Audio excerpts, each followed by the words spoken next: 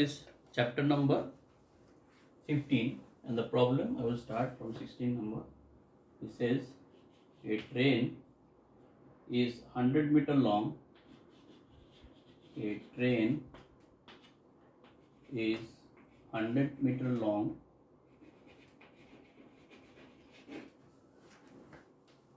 and is moving with the speed of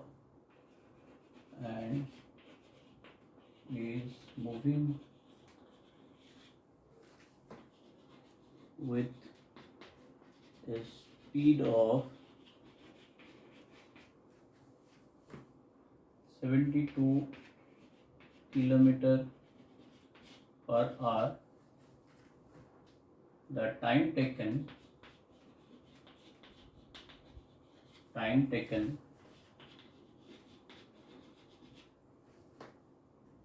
by the train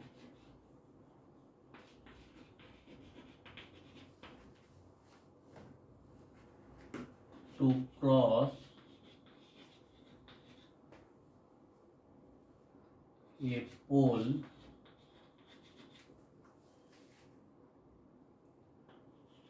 in the station.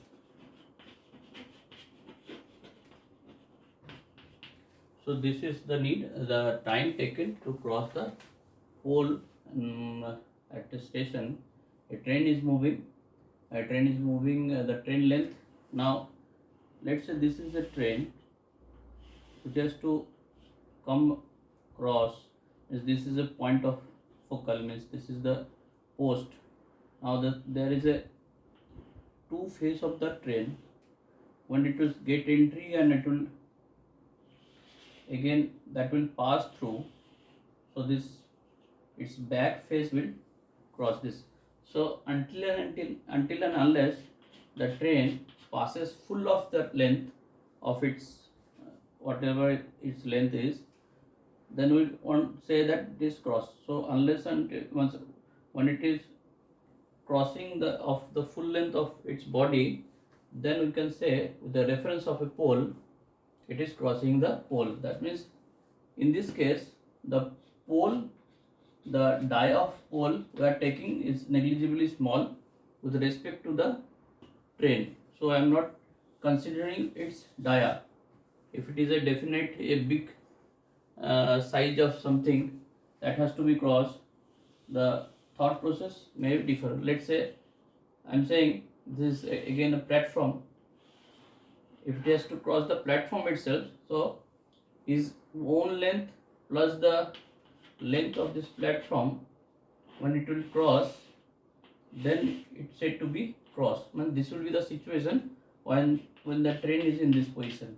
From the entry point to the exit point, this will cross the full length of the station, and then just before it is leaving the edge of the station, it would cross its full length too. So the length of the station and length of the train together will decide the total distance covered to cross the station.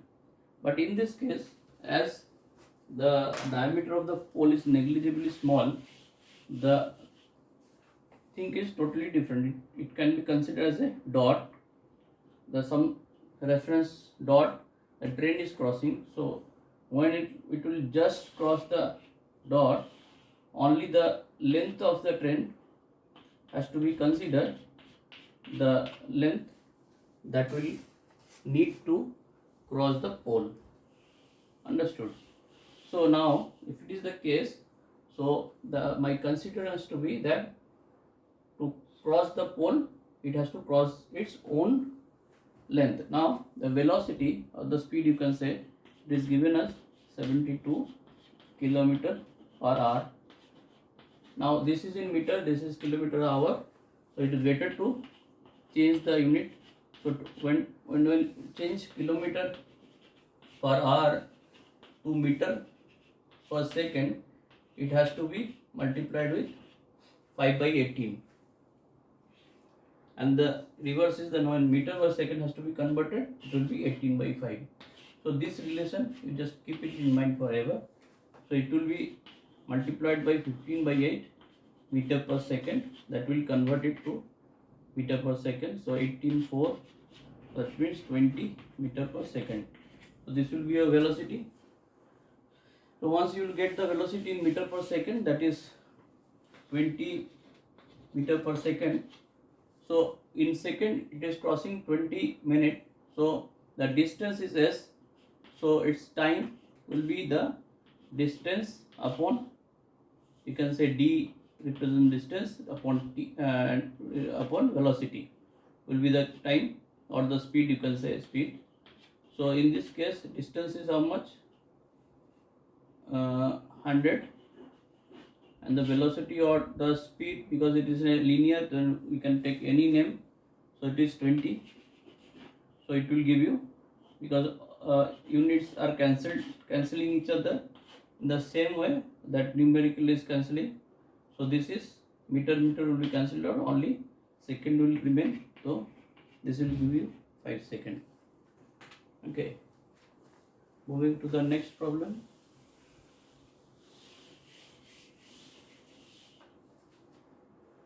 A train is 100 meter long. A train is 100 meter long, is moving with the speed, is moving with the speed 72 kilometer per hour, then the time taken by the train to cross a bridge of length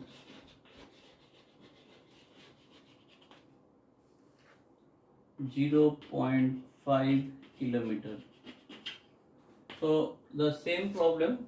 Now this time what I was discussing, that in case of pole, the respective dimension of the pole is negligibly small, so we have taken it as a 0 dimension point.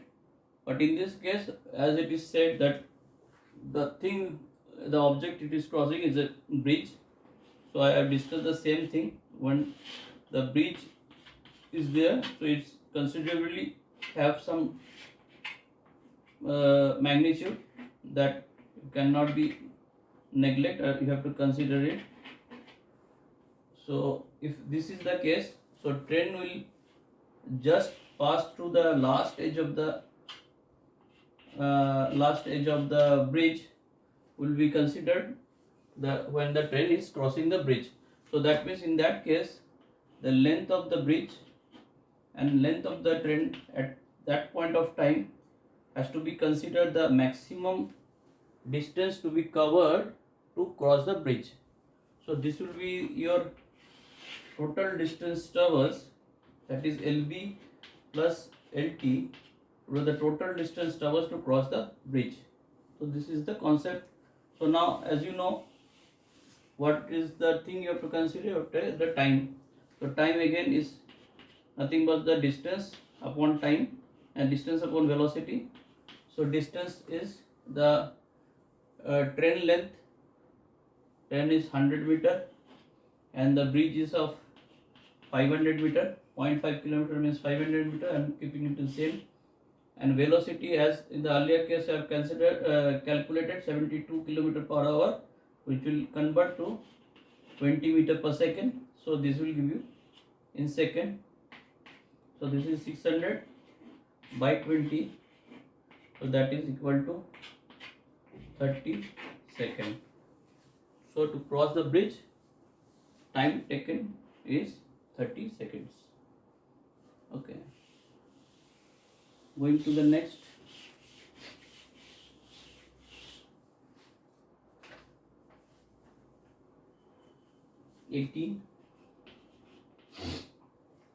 what is the maximum average velocity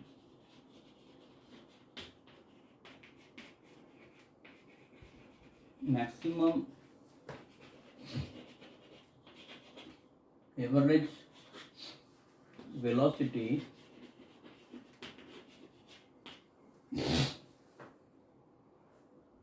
of any body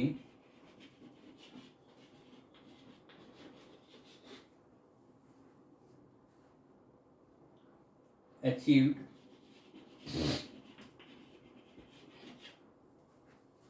when it is moving in a circular track of radius r. So this is a generic kind of problem. The condition is that it is moving in a circular path, so it must have some center. With reference to that, it is maintaining a radius capital R when it is moving around the circular path. Okay, now if it is so, now if I can consider any 2 points, let's say I am considering point A to point B when it is moving and it is creating a theta angle. So in this case, you know, if it is displacement, then A to B, the straight line will be the displacement, and the measure of it has to be AB equal to 2r sine theta by 2. Now it is needed to calculate what is the maximum average velocity. So average velocity depends on the displacement, the total displacement upon the total time. So now average velocity maximum can be attainable cannot be depend on the time, because once it will started moving and going again and again in the same circular path, time will be added. So there is no meaning of considering time.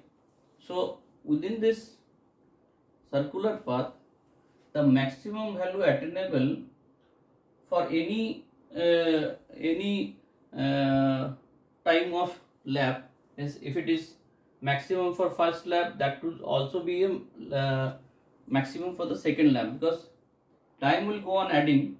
So more you add the time, V average will go on reducing. So time must be minimum. So that will be minimum when you will consider for the first lap only. So that is true. And in the first lap, the maximum value of distance, when the D is maximum, that will give you the maximum attainable average value. So now if time is not defined, so I am considering T for there. So only thing is that for a lap in a circular path, theta can be varied from 0 to 360. Okay, and that too, sine value, as you know, is all will be positive, all sine, tan and cos. Okay, so now the only consideration that the sine value varies from 0 to 90 degree within the range of 0 to 1. Sine theta can vary between 0 to 1 for the value of theta equal to 0 to 90 degree. Then after it repeats its value. So if any value which is equal to 1 for the sine, will give you the maximum value of the distance, because sine theta by 1, if it is 1, then only this AB value will be the maximum. So the two conditions are right. For V average to be maximum, we have to take T minimum, and T minimum only can possible for first lap. Okay, now more you travel, the T will go on add and V value automatically reduce. So within this first lap, for maximum value of D, whatever the relative value of T, it will be the justified value for T. So T, if it is not defined, I will take T according to the D maximum. So D maximum now has to be considered. So D maximum means AB maximum, in this case AB max will be possible, that is equal to 2R for sin theta by 2 equal to 1. So that means theta by 2 must attain 90 degree, theta by 2 must be 90 degrees, because sin 90 is equal to 1. So theta must be equal to 180. So that means in the case of circular travel, if the start point to the finish point it is diametrically opposite, if B is here, then the value of AB will be high and the maximum average velocity can be achievable. So this is the condition. So theta must be 180 degree, and according value of the T minimum should be considered as the value of T to get for the first lap, to get V average the maximum value. Okay.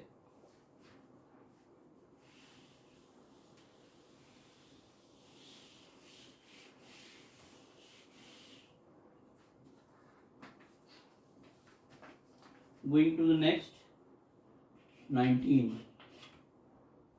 A vehicle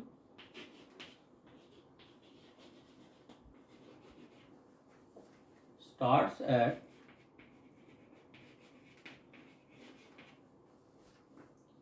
A with a speed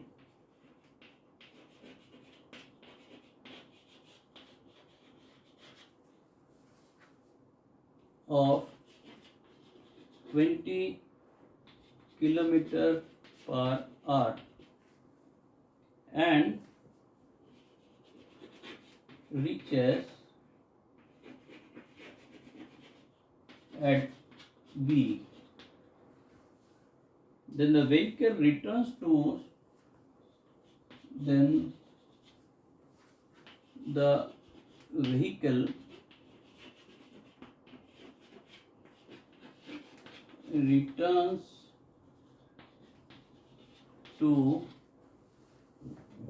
starting point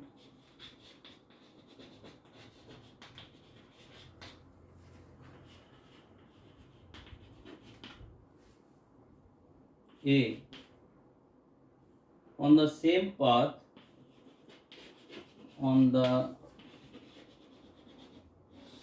path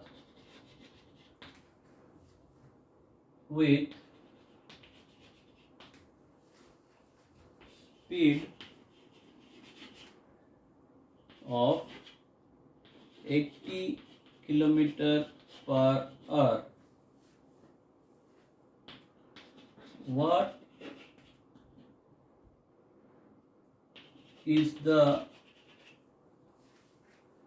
average speed? I will write it, average speed. So a vehicle starts at A, okay, with a speed of 20, that means with a 20 kilometer per hour, and reaches at B, is moving in this direction, reaches at B. Then the vehicle returns to the starting point. He started returning on the other side. Then the vehicle returns to the starting point A on the same path with the speed of, so when it is returning, that means the direction of motion is reversed. So this is returning with the 80 km per hour. What is the average speed? So this distance is not written. So in this case, the average speed, we already know what is the case. If it is moving and going back, the distance is constant, so this will be 2v1 v2 divided by v1 plus v2. This is the formula that I have already derived. So now your thing is you have to put the values. So now if both are in kilometers, so I need not to change the value, so rather I keep it in the same.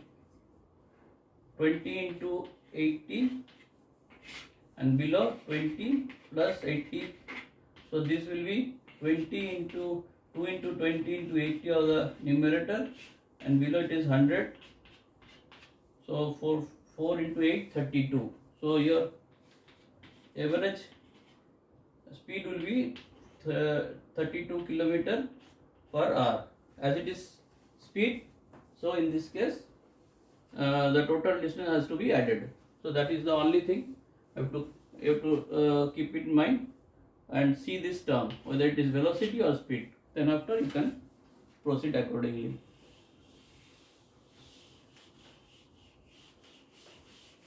So this is for now. In the next video I will move to the chapter number 60 from the problem number 20. Thank you.